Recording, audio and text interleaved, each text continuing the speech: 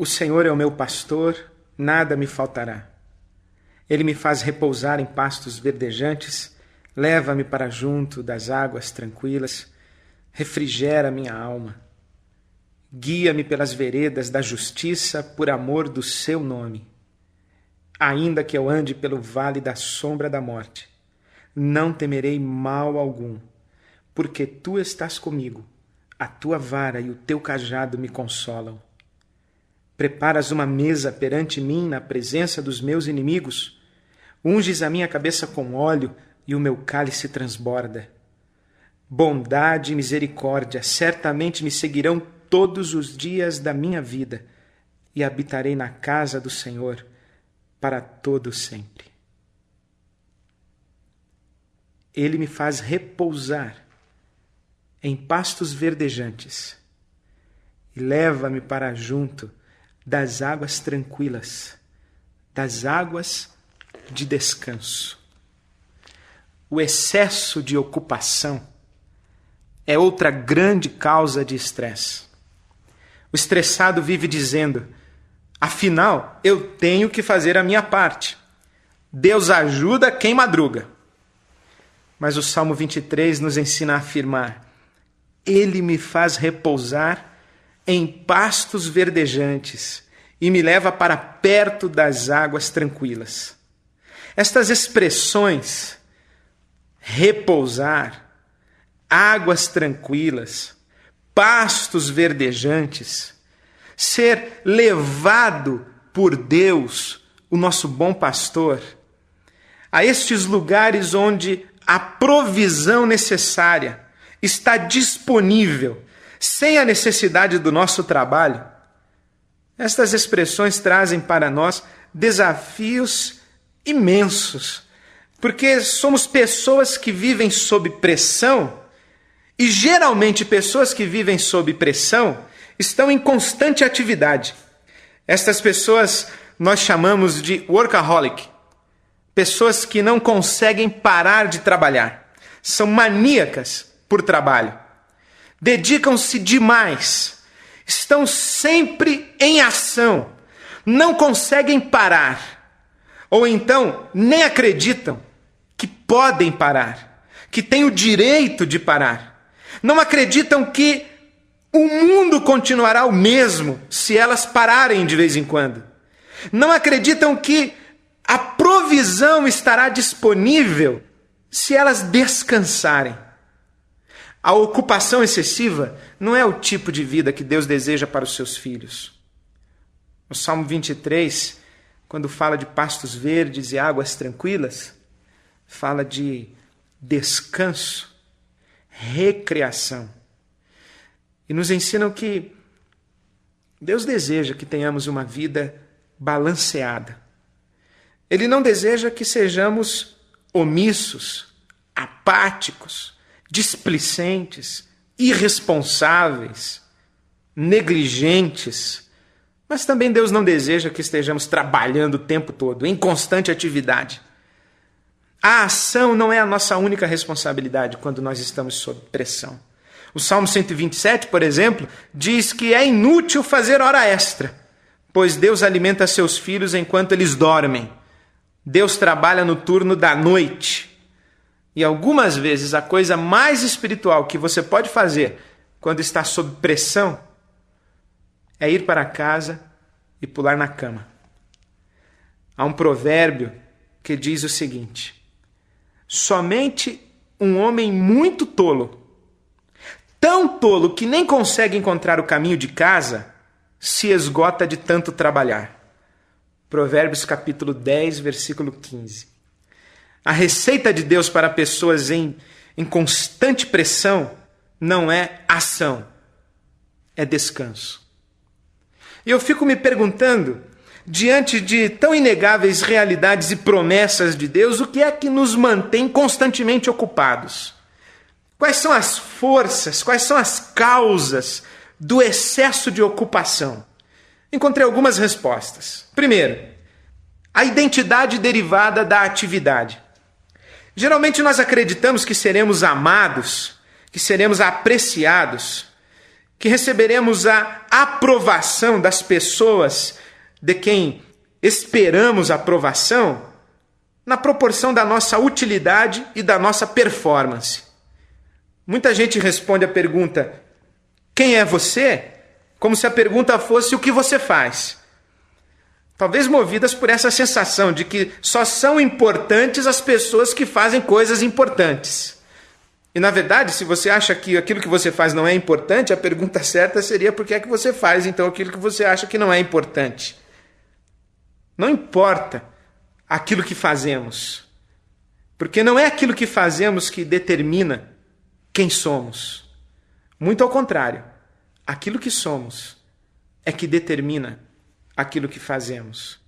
Mas aqueles que acreditam que são alguma coisa só porque têm um cartão de visitas com a marca de uma multinacional, o medo de perder a identidade que lhe é emprestada por esta atividade conduz ao excesso de ocupação, trabalho sem parar.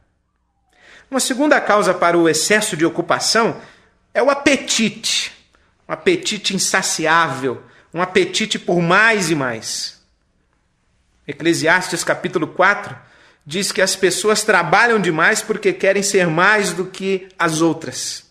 E quando nós medimos a nossa satisfação, quando nós medimos aquilo que somos, a nossa identidade, pelas posses do vizinho, pelo mundo de caras, pelo que enxergamos na televisão, nas revistas, e pela maneira como esta sociedade pintou, desenhou, caricaturou pessoas de sucesso, a vida se torna uma corrida sem parar na direção de acumular cada vez mais. E de fato, algumas pessoas são consumidas por esse desejo, e tão consumidas por esse desejo de acumular, de ter mais e sempre mais, que se tornam incapazes de desfrutar aquilo que já possuem. Acabam estabelecendo para si metas tão elevadas, padrões de vida tão elevados, que precisam mesmo trabalhar muito para poder pagar a conta no final do mês. Acabam trazendo para as suas vidas muito mais daquilo que precisam e se tornam escravizadas por pseudo-necessidades. E aí precisam trabalhar mesmo para pagar esta conta elevadíssima. Na verdade, deveriam fazer um balanço do que é que precisam de fato. E este apetite por ter mais, ele é insaciável, porque não é aquilo que temos que determina aquilo que somos. O Senhor Jesus nos ensinou que a vida de um homem não consiste na abundância de bens que possui. E este apetite por mais e mais é uma grande causa do excesso de ocupação. Uma terceira causa para tanta atividade e para o excesso de ocupação, nós poderíamos chamar de prioridades erradas. Pessoas que estão com a vida desorganizada, precisam dar contas de inúmeras responsabilidades, responsabilidades até que não precisariam ter assumido, responsabilidades secundárias, mas que pelo desarranjo de sua gestão do tempo e da sua própria vida, acabam tendo que trabalhar mais do que o necessário. Pessoas que estão envolvidas com atividades em demasia, acabam entrando num beco escuro, porque quem trabalha muito e tanto e sempre está em atividade constante não tem tempo para pensar, reavaliar, ponderar, ouvir, porque simplesmente não há atenção disponível, não há tempo ocioso disponível para que a vida seja reorganizada. Prioridades erradas conduzem a excesso de ocupação. E excesso de ocupação destrói prioridades. Uma quarta causa para excesso de ocupação, nós diríamos que é um estilo de vida sob a ótica da conquista. É aquela sensação que temos de que o pão que comemos é fruto da obra das nossas mãos. Que se eu não trabalhar, eu não devo comer. Se eu não trabalhar, eu não tenho o direito de comer. Se eu não trabalhar, eu não vou comer. O que, na verdade, é um ensinamento bíblico. O apóstolo Paulo diz, aquele que não trabalha, então que não coma. Entretanto, quando nós consideramos que o pão que comemos é fruto do nosso trabalho, é fruto da obra das nossas mãos, então nós somos empurrados à ação. Quando olhamos para o pão que está sobre a nossa mesa e dizemos o seguinte: este pão eu conquistei com o meu trabalho, em vez de dizer este pão é bênção que Deus coloca sobre a minha mesa, então nós somos impelidos a trabalhar mais e trabalhar mais. Agora o Senhor Jesus tem outra perspectiva da vida. Ele fala inclusive de passarinhos que não trabalham. Fala de flores do campo que não constroem suas roupas, que não sabem costurar. Por quê? Porque o Pai do céu dá aquilo de que precisam. Talvez esta comparação de Jesus, falando de flores e passarinhos que não trabalham, queira justamente nos ensinar que aquilo que temos não é, em última instância, fruto da nossa conquista e do nosso trabalho, mas resultado de uma provisão amorosa de Deus. Quando Jesus diz que passarinhos e flores não trabalham, não está nos dando um aval para a vadiagem, mas colocando no nosso coração e no nosso entendimento a perspectiva certa da vida. A vida não é para ser vivida sob a ótica da conquista, mas sob a ótica da bênção de Deus. Provérbios capítulo 10, versículo 22, diz que a bênção do Senhor traz a prosperidade, e nenhum esforço humano pode substituir a bênção de Deus. Por isso é que no Salmo 127 está dito que se o Senhor não edificar a casa, em vão trabalham os que a edificam. Se o Senhor não guardar a cidade, em vão vigia a sentinela. Bem, é fato que nenhuma casa sai do chão se alguém não está a trabalhar. Mas o fator determinante para esta casa estar de pé é a bênção de Deus. É fato também que ninguém deve negligenciar a vigilância de suas fronteiras. Mas, em última instância, a nossa segurança não está na nossa vigilância, mas sim na mão de Deus que está sobre nós e na provisão do bom pastor que está cuidando de nós. Uma quinta e última causa, e talvez a mais importante de todas as causas para o nosso excesso de ocupação, para estarmos em constante atividade, para estarmos correndo atrás de providências, para estarmos correndo atrás de soluções, maquinando o futuro, trabalhando sempre. No fundo, é uma pequenina dúvida quanto ao fato de que Deus vai fazer a parte dele. Quando duvidamos de que Deus vai cumprir a sua promessa, quando começamos a imaginar que Deus está demorando, de que Deus já não está tão ocupado em nos suprir, já não está ouvindo a nossa súplica, a nossa oração, de que Deus já está desatento à nossa necessidade, quando duvidamos que Deus de fato vai cumprir a promessa dele, então nós arregaçamos as mangas e nos atiramos ao trabalho com todas as forças.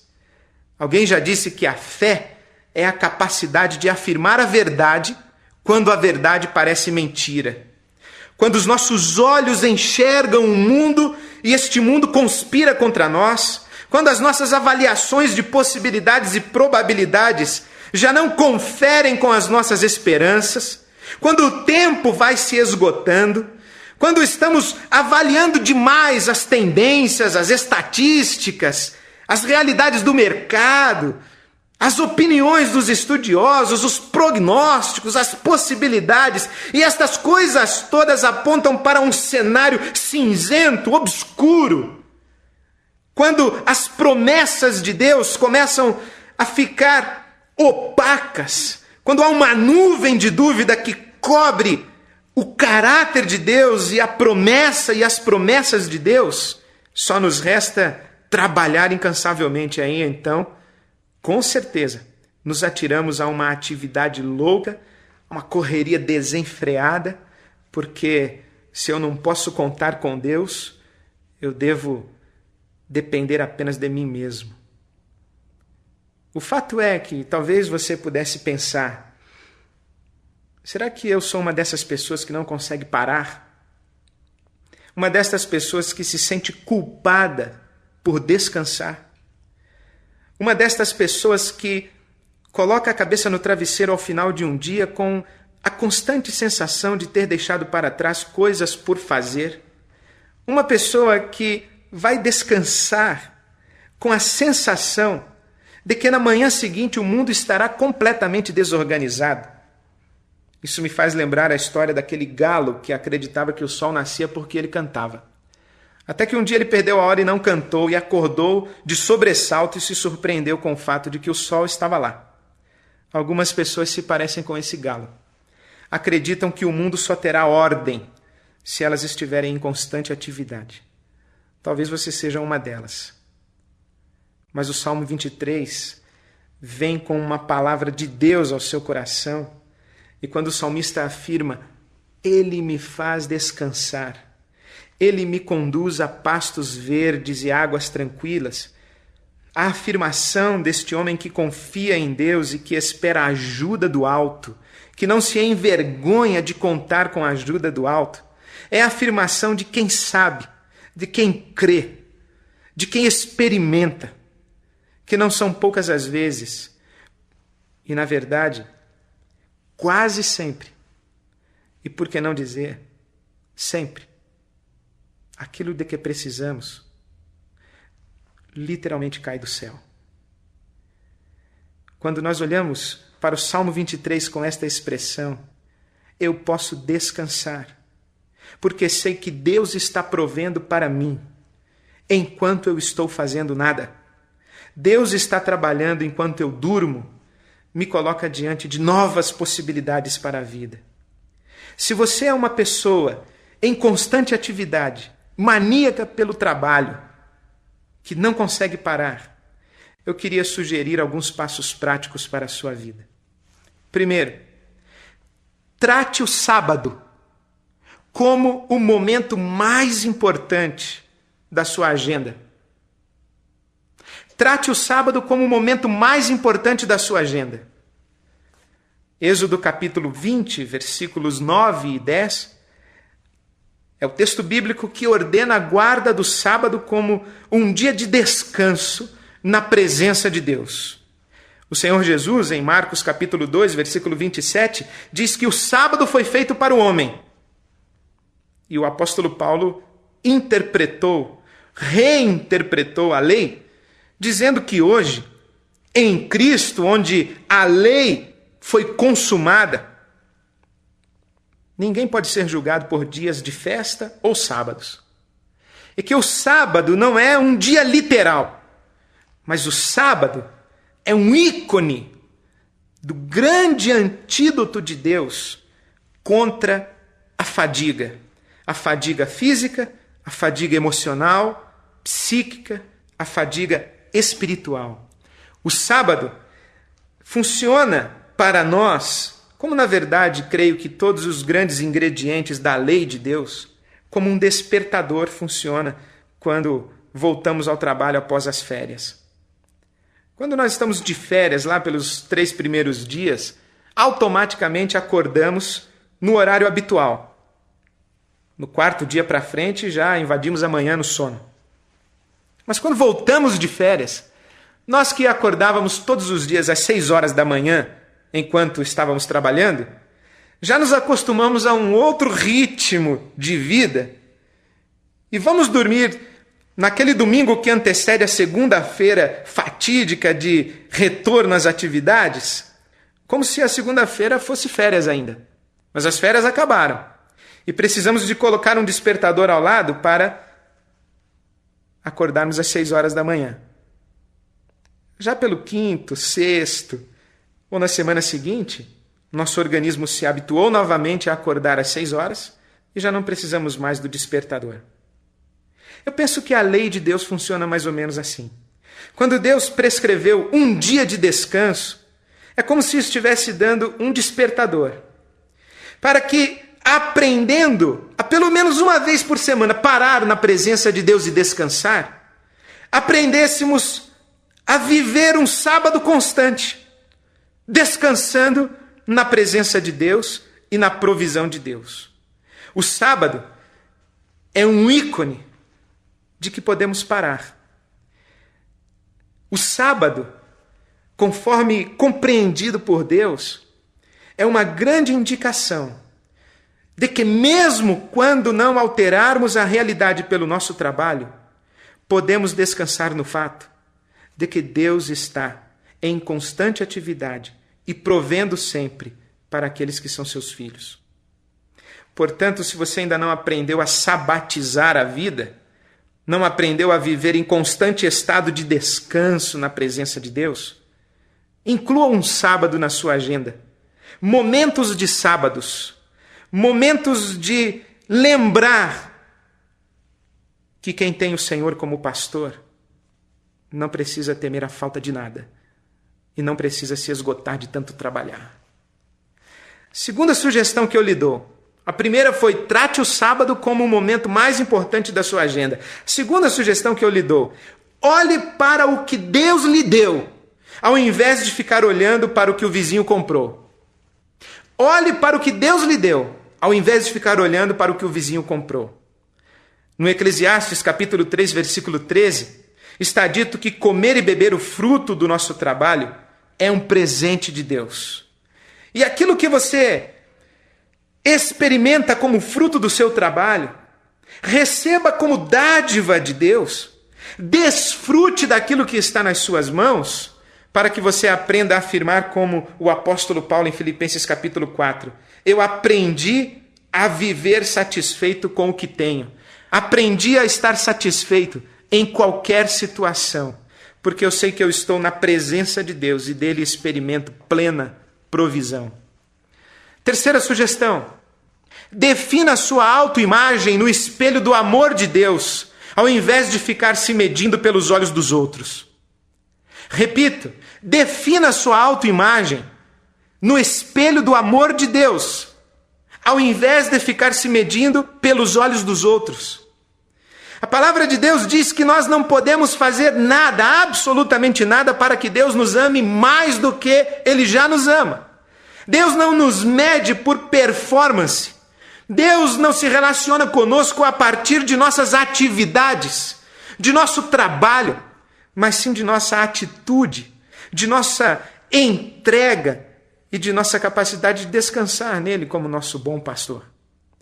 O que me causa grande impacto no relacionamento entre Jesus e Deus, o Pai, é a afirmação que Deus faz a respeito de seu Filho no dia em que Jesus está sendo batizado. Naquele momento em que, do céu, o Espírito Santo repousa sobre Jesus na forma corpórea de uma pomba, ouve-se uma voz, e a voz de Deus diz o seguinte: este é o meu Filho amado, em quem eu tenho prazer.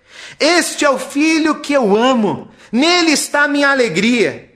E o que me chama a atenção é que até aquele momento Jesus não havia contado nenhuma história, pregado nenhum sermão, curado sequer uma pessoa, confrontado qualquer espírito demoníaco, feito qualquer milagre, sinalizado de qualquer maneira a ministração de Deus sobre a sua vida. Jesus ainda não havia se revelado como Messias, não deflagrara ainda o seu ministério, não estava em atividade, mas mesmo assim, a voz de Deus sobre ele é: este é o meu Filho amado, e nele eu tenho prazer. Porque Deus não nos mede pela nossa performance, pelas nossas atividades e pelo nosso excesso de ocupação. Deus está interessado em ver o nosso coração. E este amor eterno de Deus por nós, que independe daquilo que fazemos por Ele ou deixemos de fazer por Ele, este amor eterno de Deus é que deve determinar a nossa identidade, a nossa autoimagem, a maneira como vemos a nós mesmos.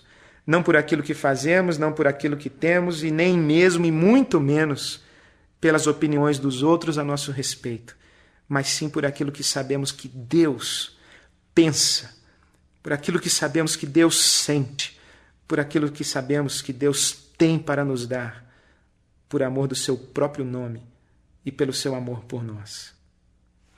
Uma quarta sugestão que lhe dou: se você quer parar de tanta atividade e se livrar do seu excesso de ocupação, é a seguinte: valorize mais as promessas de Deus do que as providências que você tem que tomar.